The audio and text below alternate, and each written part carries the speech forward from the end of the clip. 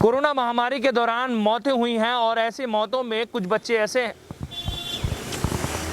Corona महामारी के दौरान कुछ बच्चे ऐसे हैं जिनके सर से माता पिता का साया अब नहीं है। अब ऐसे बच्चों को सरकार मदद देने के लिए काम करने जा रही है। उत्तर प्रदेश बाल संरक्षण आयोग के अध्यक्ष डॉक्टर विशेष गुप्ता ने आज दिल्ली रोड स्थित सर्किट हाउस में मंडल भर के अधिकारियों के साथ बैठक ली। बैठक संपन्न करने के बाद उन्होंने पत्रकारों से बात करते हुए कहा है कि कोरोना महामारी के दौरान कुछ लोगों की मौत हुई है, जिसमें से कुछ लोग ऐसे हैं जिनके बच्चे थे, अब उनका पालन पोषण नहीं हो रहा है। अब ऐसे बच्चों की लिस्ट तैयार की जा रही है और उनको आर्थिक मदद के साथ आगे की पढ़ाई के लिए सरकार मदद करेगी। उद्देश्य यही है कि जिन बच्चों के ऊपर से माता पिता का साया नहीं है, अब उनका साया बनने के लिए उत्तर प्रदेश सरकार काम करेगी। उत्तर प्रदेश में कोरोना महामारी के दौरान हुई मौतों के बाद कुछ बच्चे ऐसे हैं कि अब उनका पालन पोषण करने वाला कोई नहीं है। ऐसे बच्चों को सहारा देने के लिए उत्तर प्रदेश सरकार ने कदम आगे बढ़ाया है और ये घोषणा की है कि महामारी के दौरान हुई मौतों के बाद बेसहारा हुए बच्चों को मदद करने के लिए सरकार ने एक योजना शुरू कर दी। उत्तर प्रदेश बाल संरक्षण आयोग के अध्यक्ष डॉक्टर विशेष गुप्ता ने यह जानकारी देते हुए बताया कि पूरे प्रदेश में ऐसे बच्चों की लिस्ट तैयार की जा रही है जिनके सर से माता पिता का साया उठ चुका है। देखा गया कि पूरे प्रदेश में कई ऐसे जिले हैं जहां पर कोरोना वायरस से माता पिता की मौत हो गई और बच्चे बेसहारा हो चुके हैं। ऐसे में सरकार ने यह फैसला किया कि यतीम हुए बच्चों की पढ़ाई के खर्च के साथ सभी जरूरतों को पूरा करने के लिए सरकार काम करेगी। सोमवार को मुरादाबाद के दिल्ली रोड स्थित सर्किट हाउस में उत्तर प्रदेश बाल संरक्षण आयोग के अध्यक्ष डॉक्टर विशेष गुप्ता ने मंडल स्तरीय बैठक में सभी को संबोधित करते हुए कहा कि सरकार का यह प्रयास है कि बेसहारा बच्चों को सहारा देने के लिए काम किया जाए। कई जिलों ने ऐसी लिस्ट तैयार कर ली है जो बच्चे बेसहारा हुए हैं। सभी लोग ऐसे बच्चों को चिन्हित करें जिससे सरकारी लाभ उन तक पहुंचाया जा सके। उत्तर प्रदेश बाल संरक्षण आयोग के अध्यक्ष डॉक्टर विशेष कुमार गुप्ता ने आज सर्किट हाउस में मंडल भर के प्रशासनिक अफसरों के साथ बाल कल्याण समितियों के साथ बैठक की।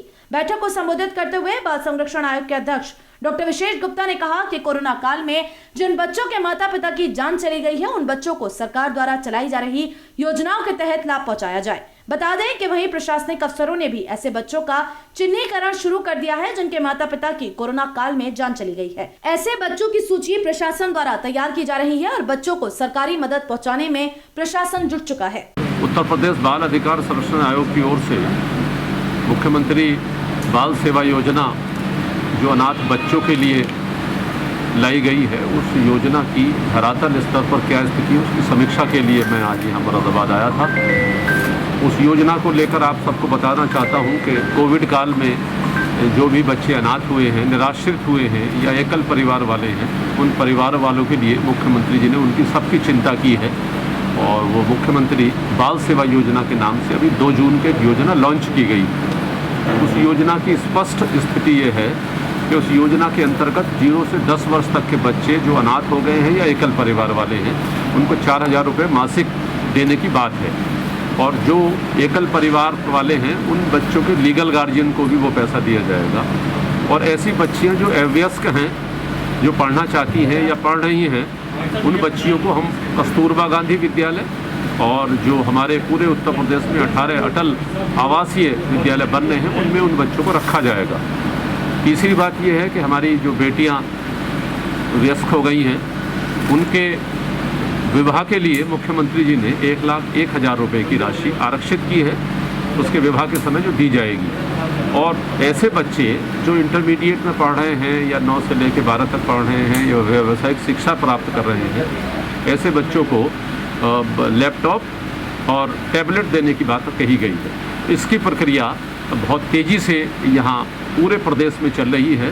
तो आज चूँकि यहाँ अमरोहा है, रामपुर है, बिजनौर है, संभल है, मुरादाबाद है, 5 जिलों की प्रशासनिक अधिकारियों के साथ में, जिला प्रोबेशन अधिकारियों के साथ में, बाल कल्याण समिति और डिस्ट्रिक्ट चाइल्ड प्रोटेक्शन कमेटी के साथ में टास्क फोर्स सदस्यों के साथ बैठक की गई है।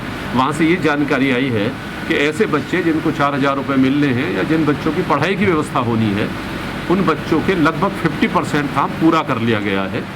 और मैं ये भी बताना चाहता हूँ आपके चैनल के माध्यम से कि नीचे के स्तर पर चाहे वो आमदनी का सर्टिफिकेट बनना हो, आय का सर्टिफिकेट, चाहे वो उनका डोमिसाइल उत्तर प्रदेश का सर्टिफिकेट बनना हो, चाहे बच्चों के आय का प्रमाण पत्र बनना हो, उसके लिए डीएम साहब, एसडीएम साहब व्यक्तिगत रूप से निगरानी कर रहे हैं।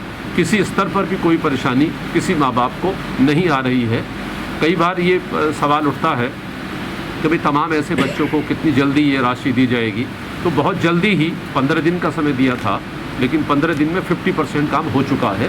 मुझे लगता है कि आगे आने वाले एक आध सप्ताह में जिन बच्चों के पूरे प्रमाण पत्र या उनकी जो पात्रता है वो सिद्ध हो चुकी है, ऐसे लगभग 50% हैं, और उनको मुझे लगता है बहुत जल्दी ही ये राशि उनको दे दी जाएगी। पैसे के अलावा और क्या सरकार मदद करेगी? कैसे उनका बचपन संभालेगी? ऐसे बच्चे जो अनाथ हो गए हैं उनके पढ़ने की पूरी व्यवस्था है। हमारे बाल गृह अभी भी ऐसे हैं जिनमें काफ़ी जगह है और उनको बहुत तेज़ी से तैयार किया जा रहा है। वो हमारे कानपुर हैं, वो हमारे लखनऊ हैं, प्रयागराज हैं, रामपुर हैं।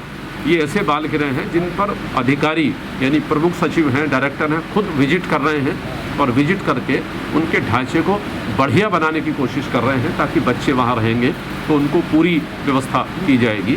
और हमारी बेटियां जो इस तरीके की अनाथ स्थिति में हैं या पढ़ना चाहती हैं अगर, तो हमारा कस्तूरबा गांधी विद्यालय हमारा आवासीय है, वहाँ पर उनको रखा जाएगा।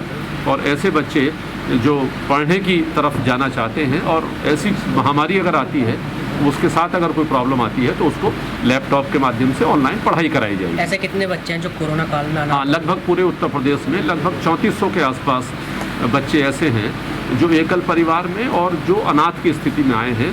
तो लगभग 400 बच्चे ऐसे हैं जो निराश्रित पाए गए हैं अभी तक की। ये संख्या और बढ़ेगी अभी, क्योंकि हमारा सुप्रीम कोर्ट, चूँकि माननीय सुप्रीम कोर्ट खुद चूँकि निगाह रख रहे हैं इस पर, और हमारा स्वराज पोर्टल बना हुआ है भारत सरकार का, जो नेशनल चाइल्ड प्रोटेक्शन कमीशन है वो बराबर उसको देख रहा है।